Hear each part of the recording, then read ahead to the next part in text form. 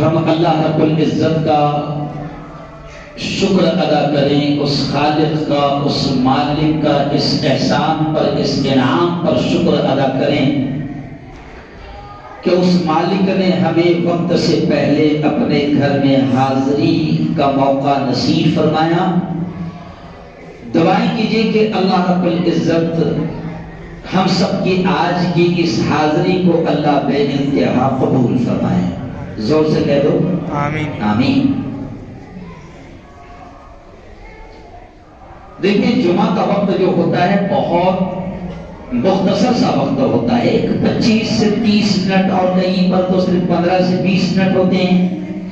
ہمارے جیسا کوئی اگر عالم پہنچ گیا تو چلو لوگ محبت میں 10 منٹ بڑھا دیتے ہیں، لیکن جمعہ کا وقت بڑا شارٹ ہوتا ہے اور بڑی تکلیف جاتی ہے کہ ہم کس طریقے سے اپنی بات کو سمیٹیں۔ قرآن مقدس کی 2-3 آیتیں میں نے آپ کے سامنے تلاوت کی اور سوچ رہا ہوں کہ انہی کو سمجھانے کی کوشش کروں۔ پہلی آیت، یہ ایک عجیب شور ہے، یہ ایک الگ مسئلہ ہے، تو کیا کرے، وہ بھی سلام ہے، روک بھی نہیں سکتے۔ اللہ بس عقل دے، سمجھ دے، ہدایت دے۔ تو خیر، قرآن مقدس کی پہلی آیت میں نے آپ کے سامنے تلاوت کیا، جس میں اللہ یہ کہتا ہے یا ایھا الذین آمنوا اتقوا اللہ حق تقاتہ ولا تموتن الا وانتم مسلمون۔ اللہ بڑے پیار بھرے انداز میں ایمان والوں سے کہہ رہا ہے۔ اور یہ آیت آپ نے دیکھا ہوگا کہ کبھی کبھی آپ نے سنا ہوگا کہ نکاح کے خطبے میں پڑھی جاتی ہے۔ جب میں نے پہلے پڑھا تو ہو سکتا ایسا بھی لگا ہوگا کہ کسی کا نکاح تو نہیں ہو رہا ہے، تو نکاح کے خطبے میں 3 آیتیں پڑھی جاتی ہے، اور تینوں آیتوں میں جو لفظ آتا ہے وہ آتا ہے اتقوا، اللہ سے ڈرو، اللہ سے ڈرو۔ پہلی آیت ہوتی ہے یا ایھا الناس اتقوا، تمام انسانوں سے اللہ کہتا ہے اے تمام انسانوں ڈرو تمہارے اس پروردگار سے جس نے تم سب کو ایک جان سے پیدا فرمایا۔ تو وہاں ہندوؤں سے بھی کہا جا رہا ہے، دلتوں سے بھی کہا جا رہا ہے، برہمنوں سے کہا جا رہا ہے، مسلمانوں سے، سب سے اللہ کہہ رہا ہے کہ اے تمام انسانوں ڈرو تمہارے اس پروردگار سے جس نے تم سب کو ایک جان سے پیدا فرمایا ہے۔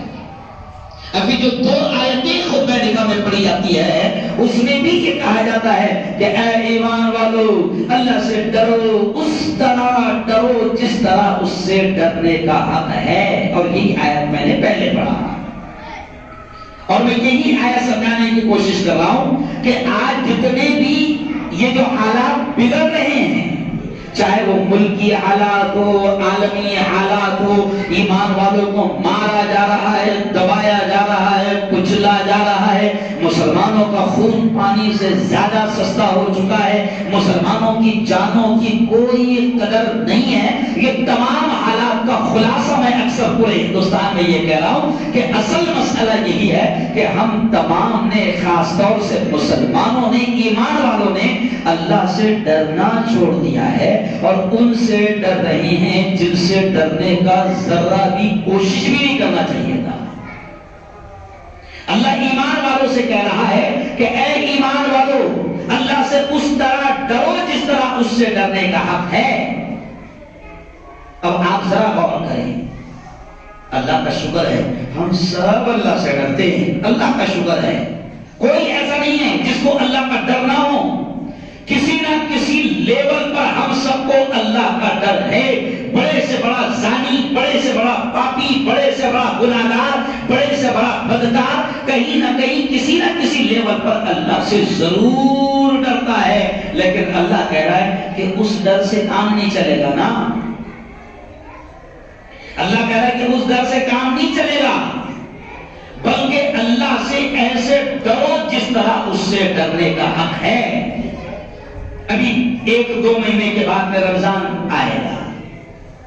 رمضان میں اس کی ایک بہترین مثال ہمارے سامنے آتی ہے کہ ہم اکیلے اپنے روم میں ہیں, اکیلے بیڈ روم میں ہیں, نہ بچہ دیکھنے والا ہے, نہ بیوی دیکھنے والی ہے, پانی بھی موجود ہے, کھانا بھی موجود ہے, اکیلے اپنے گھر میں ہیں, انسانی نگاہ کوئی دیکھنے والی نہیں ہے. لیکن اس وقت روزے کی حالت میں ہم ہیں. میری بہنیں بھی میری بات کو سن رہی ہے, وہ اکیلی ہوتی ہے جب اپنے گھر میں بچے بھی اسکول کو چلے جاتے ہیں, بیٹی بھی اسکول کو چلی جاتی ہے, شوہر بھی کام کرنے چلا جاتا ہے, اکیلی میری بہن روزے کی حالت میں گھر میں ہوتی ہے. بھوک بھی لگ رہی ہے, پیاس بھی لگ رہی ہے, کھانا بھی موجود ہے, پانی بھی موجود ہے, کوئی دیکھنے والا نہیں, کوئی ٹوکنے والا نہیں, کوئی منع کرنے والا نہیں, کوئی نام رکھنے والا نہیں. لیکن بہنیں بھی اس بات کو جانتی ہے کہ روزہ ہے تو اکیلے بھی پانی پینے کو تیار نہیں, کھانا کھانے کو تیار نہیں. وجہ کیا ہے؟ کیونکہ احساس ہے, اس بات کا احساس ہے کہ میں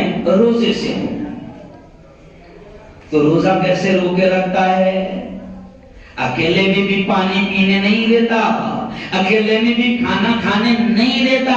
تو 1 مہینہ ٹریننگ اللہ یہی کرواتا ہے. اللہ کہتا ہے کہ میرے بندے بس میں یہی چاہتا ہوں کہ تو اکیلا بیڈ روم میں بھی رہے, اکیلا آفس میں بھی رہے, اکیلا روم میں بھی رہے, اکیلا اپنے کمرے میں بھی رہے. تو جس طرح روزے کی حالت میں تجھے احساس تھا کہ میں نے روزہ رکھا ہوں اللہ کے لیے اور تو پانی پینے کو تیار نہیں تھا, گناہ کرنے کو تیار نہیں تھا, تو بس اللہ کہتا ہے میں یہی تو چاہتا ہوں کہ تیری ہر وقت کی کنڈیشن ایسی ہی ہو جائے.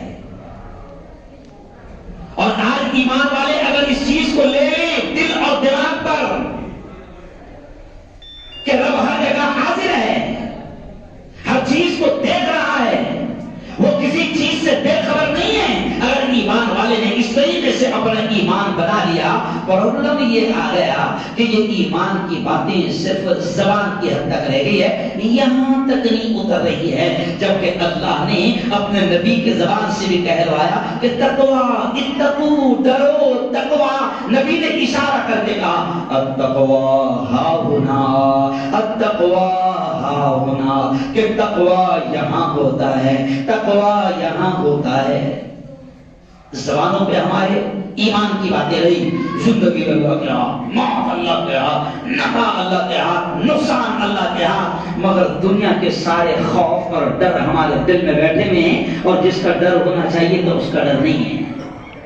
آؤ یارو, میں 2-4 اہم باتیں آپ کو سمجھاؤں گا کہ خدا کے واسطے صرف رب کا ڈر پیدا کر لو. اس بات کی کوشش کرو کہ رب راضی. میں نے 2 دن پہلے بھی ایک بڑے مجمع میں کہا, اورنگ آباد میں ایک مسجد کا اوپننگ کے لیے گیا تھا, تو میں نے وہاں پر بھی کہا کہ مسلمانوں صرف کوشش اس بات کی کرو, تمنا اس بات کی کرو کہ رب راضی تو سب راضی. آج مسئلہ یہ ہے کہ ہم رب کو راضی کرنے میں لگے ہوئے نہیں ہیں. شادی بھی ہمارے یہاں ہوتی ہے, عورتیں میری بات کو سن رہی ہے, شادی بھی ہمارے یہاں ہوتی ہے, تو ہم کوشش کرتے ہیں کہ خالہ راضی ہو جائے, ماموں راضی ہو جائے, پورا خاندان راضی ہو جائے, کوئی ناراض نہیں ہونا, بلکہ جتنے ناراض رہتے ان کو بھی منا لیا جاتا ہے. کیوں؟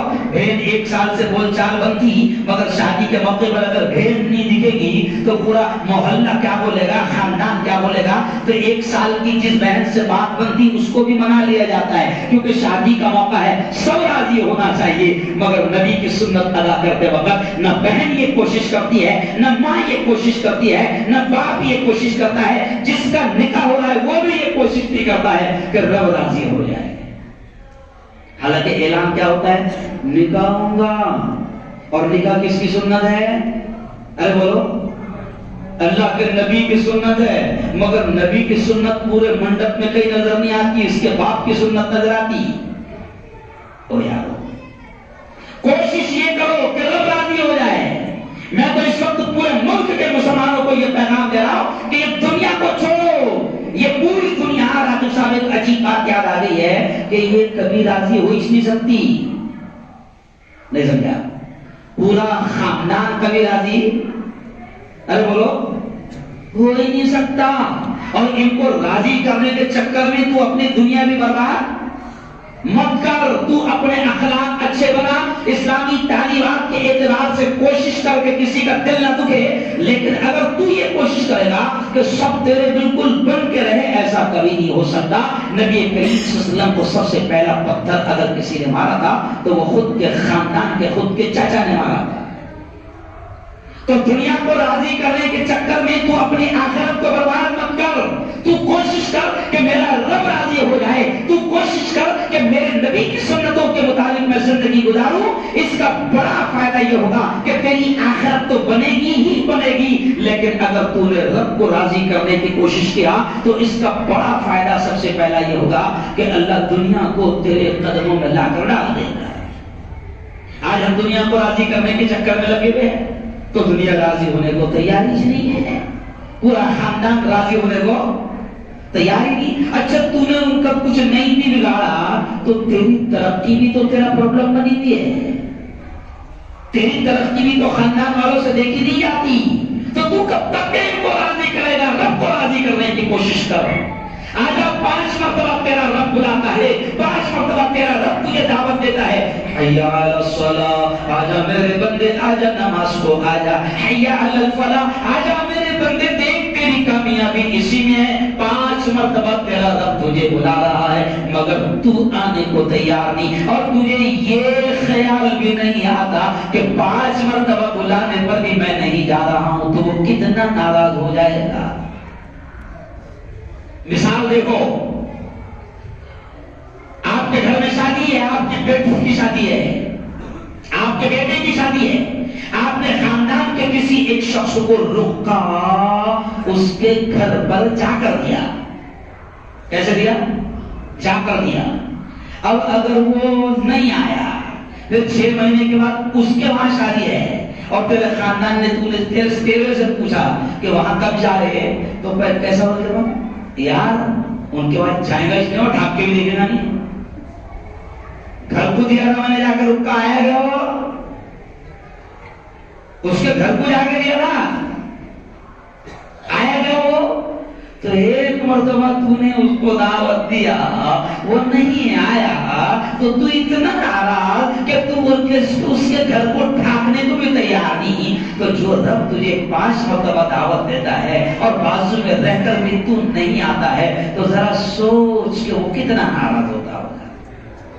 یہ تو اس کا احسان ہے کہ وہ کریم ہے، یہ تو اس کا احسان ہے کہ وہ بڑا معاف کرنے والا ہے، ورنہ اگر وہ پکڑنے پر آ جائے تو یہ مفتی ہارون بھی اس لائق نہیں کہ اس کو اللہ پانے کا ایک قطرہ دے۔ وہ تو غفور رحیم ہے جو اتنی بغاوت کے بعد ہم کو کھلا رہا ہے، پلا رہا ہے، اتنی نمازیں چھوڑنے کے بعد وہ ہم کو 3 وقت تک کے حلق میں لقمے ڈلوا رہا ہے، یہ تو اس کا کرم ہے۔ اور مسلمانوں بس یہی کہوں گا اپنی بات کو آگے بڑھاتے ہوئے اور سمیٹتے ہوئے کہ خدا کے واسطے چھوڑو یہ دنیا کو راضی کرنا، رب کو راضی کرنے میں لگ جاؤ، اللہ پوری دنیا کو تمہارے قدموں میں لا کر ڈال دے گا۔ اللہ والوں کی باتیں سنتے نا، ہے نا؟ حضرت خواجہ منتجب الدین زرزری بخشتول رحمۃ اللہ علیہ، حضرت خواجہ حسن شیرازی، حضرت خواجہ عمر شیرازی، حضرت خواجہ سعد الدین شیرازی، حضرت خواجہ برہان الدین غریب، حضرت خواجہ معین الدین چشتی رحمۃ اللہ علیہ، حضرت خواجہ صابر کلیری رحمۃ اللہ علیہ، حضرت خواجہ قطب الدین بختیار کاکی رحمۃ اللہ علیہ، سیدنا شیخ عبد القادر جیلانی رحمۃ اللہ علیہ، ان تمام اللہ والوں کی زندگی پڑھو، انہوں نے اللہ کو راضی کرنے میں زندگی گزاری تھی تو اللہ نے پوری دنیا کے دل میں ان کی محبت ایسے ڈال دی کہ اپنا بھی ہے وہ بھی چلا آ رہا ہے اور جو غیر ہے وہ بھی چلا آ رہا ہے۔ دیکھو آپ ہے نا، ابھی خواجہ صاحب کا عرس چل رہا ہے، خواجہ صاحب کا عرس چل رہا ہے، وہاں کا ریکارڈ ہے کہ 40% مسلمان ہیں، 60% ہندو ہے۔ سمجھ رہے آپ؟ مثال سمجھو آپ، تو خواجہ صاحب کے اپنے خالو ہے کیا؟ ارے بولو نا، 800 سال ہو گئے، خواب میں بھی کبھی، ارے بولو نا، بہت سادی مثال سمجھا رہا ہوں، خواب میں بھی کبھی آئے نہیں، لیکن میں نے بھی 3 دن پہلے میری بیوی کو بولا، میرا دل بول رہا جانے کا بھی ہے۔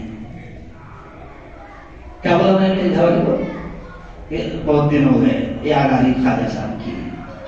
کیا وجہ ہے؟ کیا وجہ ہے کہ ان اللہ والوں نے دین کا کام کیا، دین کی تبلیغ کے لیے اپنی زندگیاں قربان کر دی؟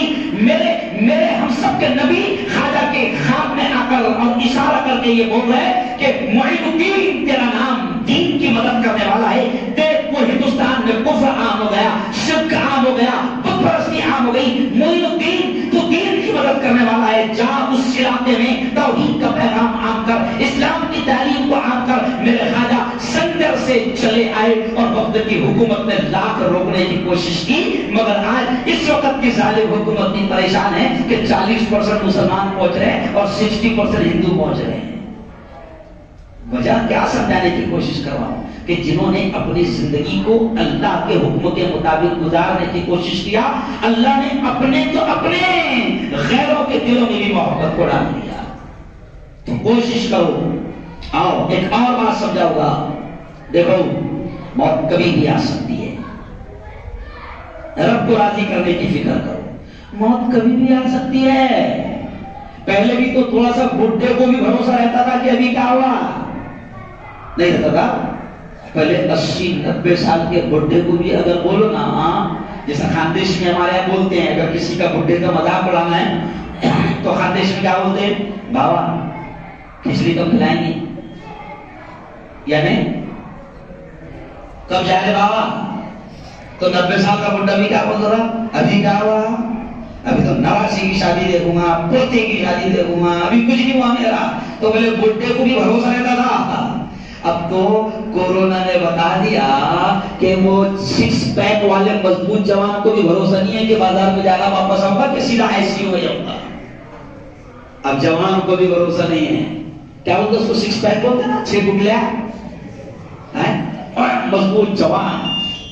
کورونا کے ان 2 سالوں میں جوانوں، ہم نے ہٹے کٹے مضبوط جوانوں کو تڑپتے ہوئے دم توڑتے دیکھا ہے۔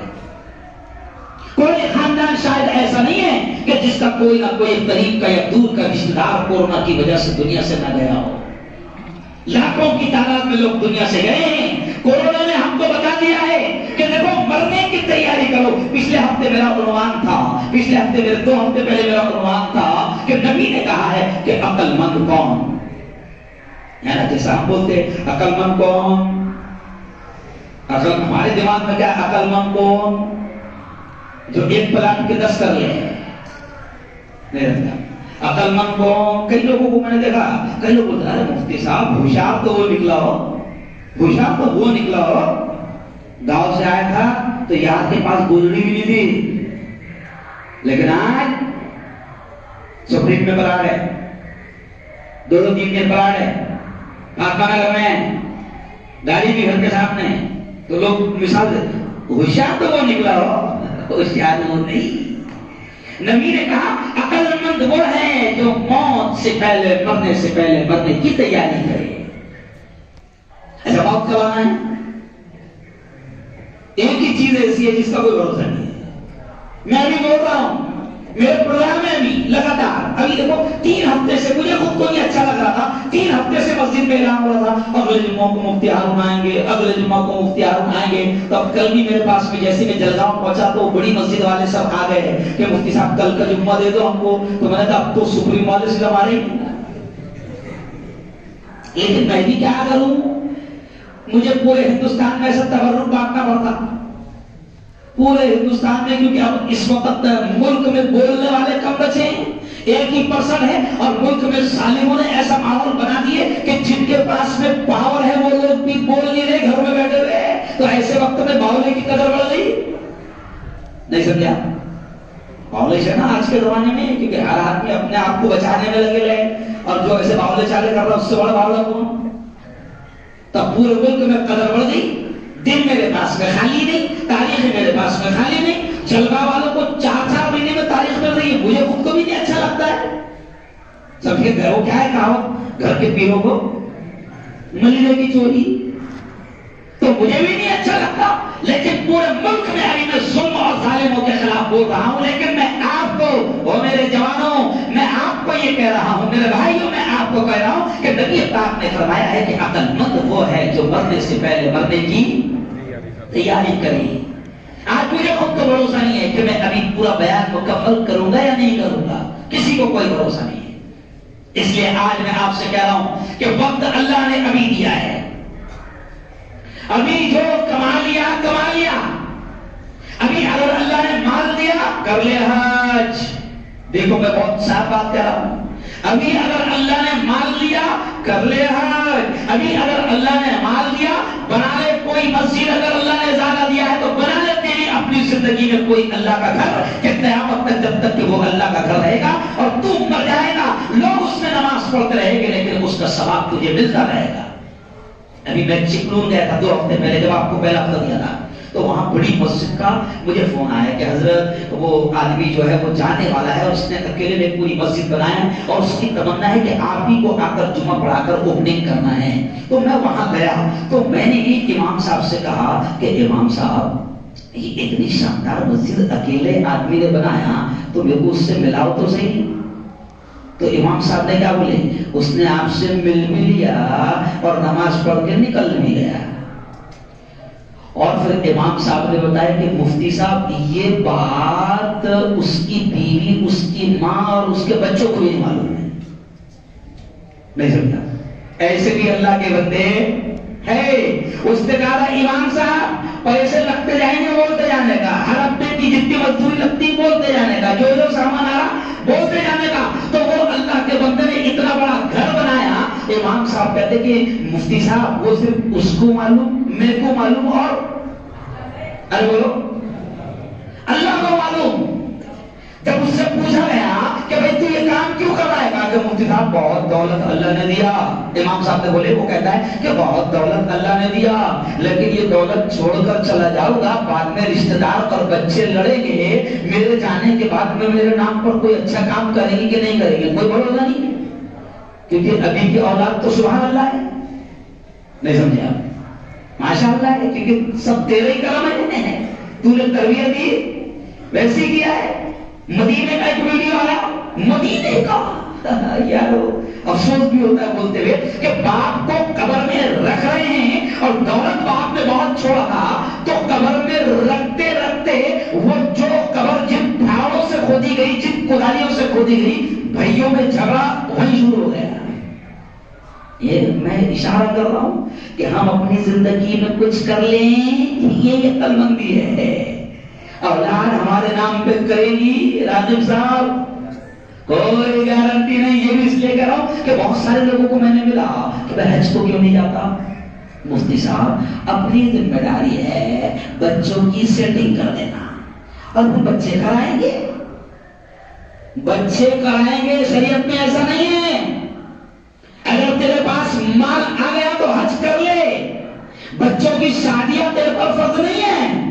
اور اگر تو نے مال ہونے کے باوجود بھی حج نہیں کرا تو حج کتنی بڑی عبادت ہے کہ نبی نے کہا کہ جو بغیر حج کے دنیا سے چلا گیا مال ہونے کے باوجود، پھر وہ یہودی ہو کر مرے، نصرانی ہو کر مرے، کرسچن ہو کر مرے، مجھے اس کی کوئی پرواہ نہیں۔ یعنی نبی ایسے شخص کی سفارش کو بھی تیار ہے۔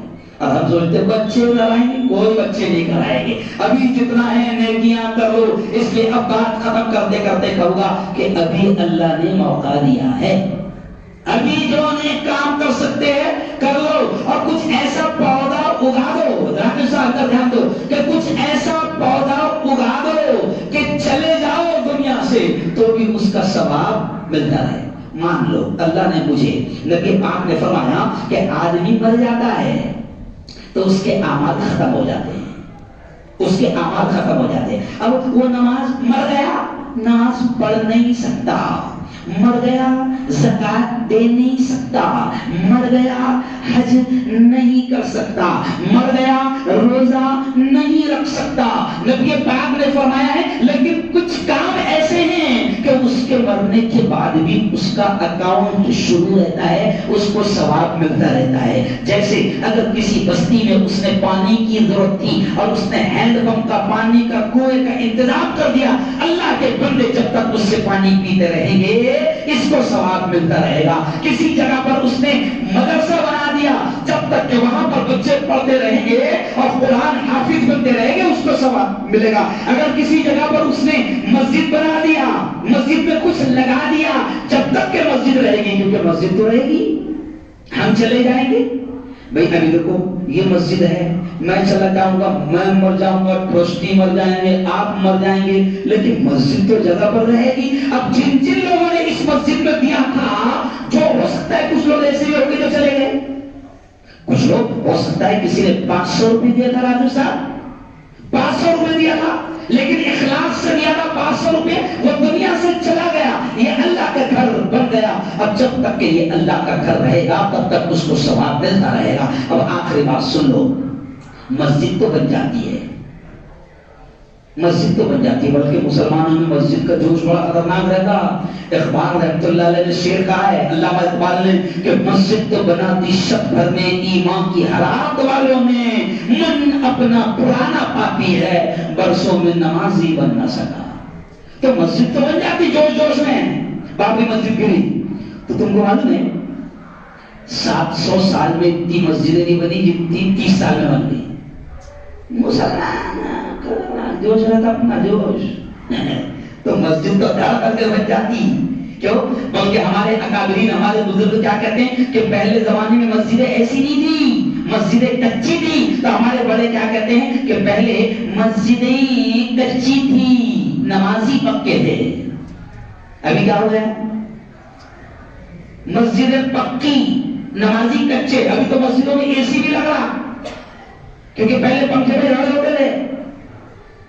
ہمارے جب میں عمر مسجد میں نماز پڑھا تھا تو ایک آدمی برابر پنکھے کے نیچے کھڑا رہتا تھا, اور غلطی سے کسی نے پنکھا بند کر دیا کہ گیا, سمجھ رہا. تو میرے کو جب پتا چلا تو میں نے اس کو بولا کہ تو نماز کی نیت تھوڑی سی بڑھا دیا کر, تو الگ باندھا کر. نماز کی نیت میں تو بولا کر, نیت کرتا ہوں نماز 4 رکعت عشاء کی خاص واسطے اللہ کے, منہ میرا کعبہ شریف کی طرف, پیچھے اس امام کے, نیچے اس پنکھے کے. تو ایسے بھی رہتے جو صرف اس میں ہوتے.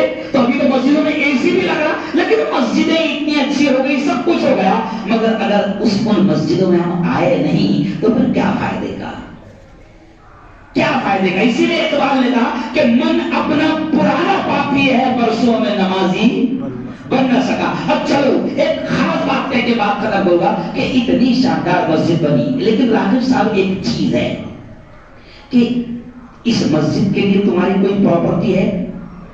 جیسا اس مسجد کی پراپرٹی میں 2-4-10 گھر جس سے اس کو کچھ آتا ہو. ادھر کہیں آپ نے دکانیں نکالے ہیں؟ نہیں نکالے. تو بھیا اللہ کا گھر بن گیا, لیکن ہم نے کوشش کبھی یہ کی ہے کہ اللہ کے گھر میں جو ہم کو نماز پڑھا رہا ہے اس کی تنخواہ کتنی ہونی چاہیے اور کیسے ہونی چاہیے. آج روڈ کا صاف کرنے والا, چپراسی اور نالیوں کا صاف کرنے والا, مجھے اچھا نہیں لگ رہا یہ لفظ بولتے ہوئے کہ نالیوں کا صاف کرنے والا مہتر اور بھنگی, اس کی تنخواہ 15,000 کے اوپر ہے.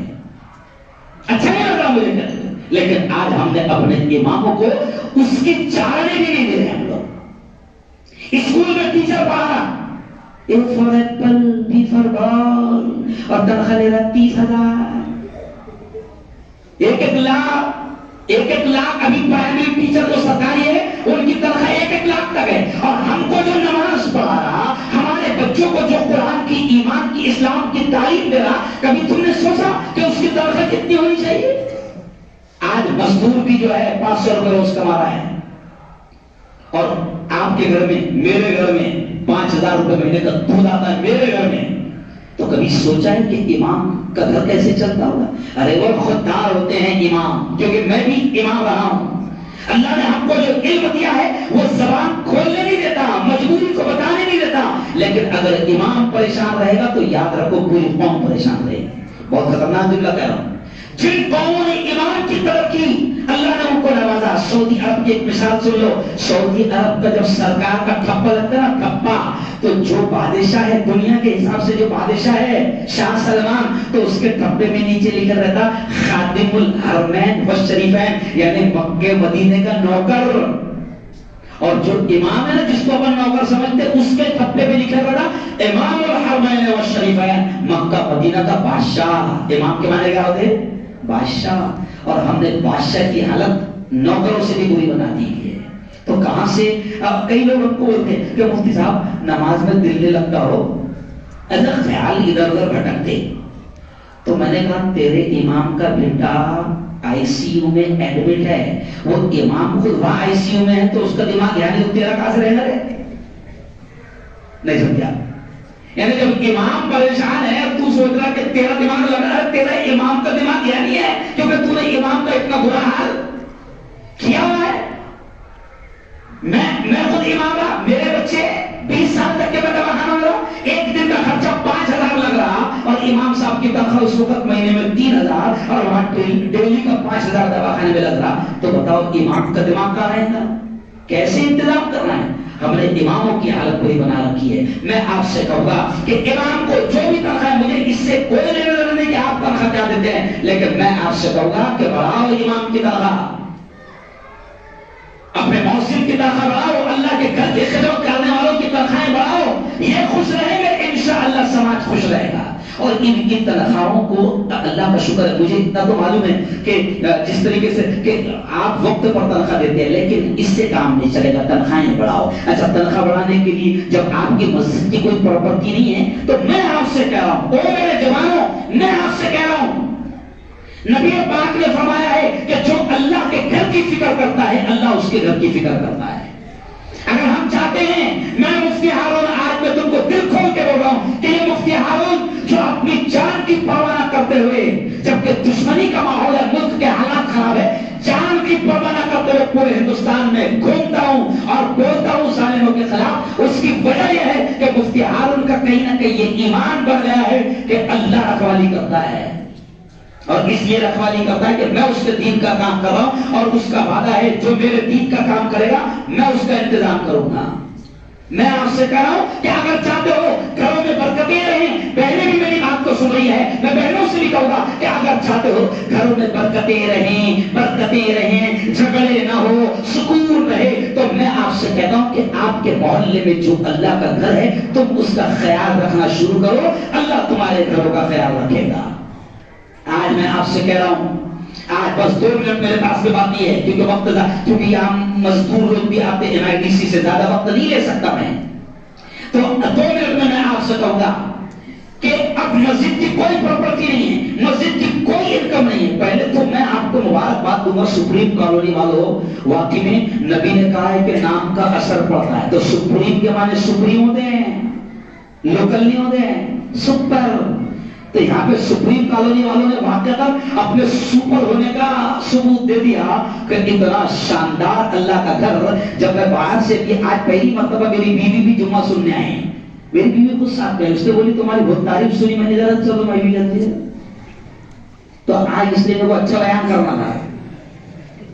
تو میری بیوی نے جب مسجد دیکھی تو وہ خود بھی حیران، اتنی خوبصورت مسجد. تو میں نے کہا یہ سپریم کالونی ہے. سپریم کا مطلب سپریم، سب سپر لوگ رہتے ہیں. اپنا ثبوت دے دیا کیونکہ سپر اللہ کا گھر بنانے کے لیے مالدار ہونا ضروری نہیں ہے، دل کا ہونا ضروری ہے، جو سپریم کالونی والے کے پاس میں ہے. مجھے یاد ہے کہ سپریم کالونی والوں تمہیں بہت اچھا اللہ کا گھر بنا دیا، لیکن اللہ کے گھر کی امام کی فکر کون کرے گا؟ بولو ہم ہی کریں گے نا.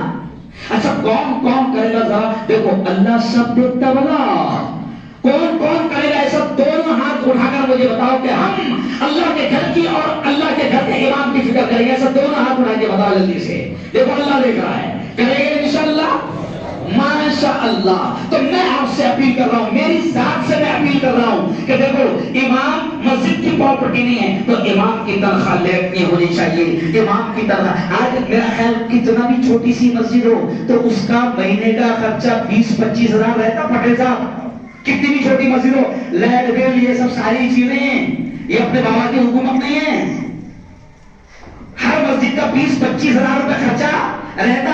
تو میں آپ سے کہوں گا کہ آپ 200 روپے ہی مہینے میں دو، 100 روپے دو، 500 دو اپنی طاقت کے حساب سے، لیکن